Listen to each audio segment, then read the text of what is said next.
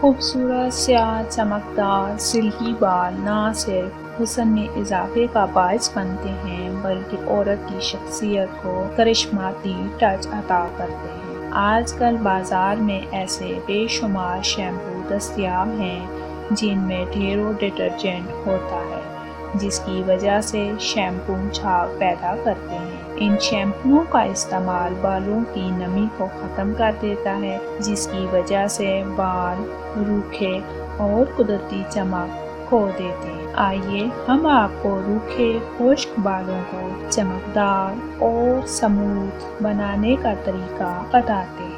इस टोटके के लिए सबसे पहले आप नारियल या सरसों के तेल में आधे लीमू का रस और 1 चाय का चम्मच ग्लिसरीन मिलाएं। अब इस तेल को बालों की जड़ों में अच्छी तरह लगाएं। 2 घंटे बाद या फिर रात भर बालों में तेल लगा रहने दें और फिर अपने बालों को धो लें। इस अमल को हफ्ते में 2 या 3 बार जरूर करें। इस तेल के इस्तेमाल से आपके बाल सिल्की और स्मूथ हो जाएंगे। अगर आपके बालों में खुश्की भी हो तो आप ये तेल इस्तेमाल कर सकती हैं। ये टोटका काफी लोगों का आजमूदा है। खुद भी अमल करें और दूसरों को भी बताएं।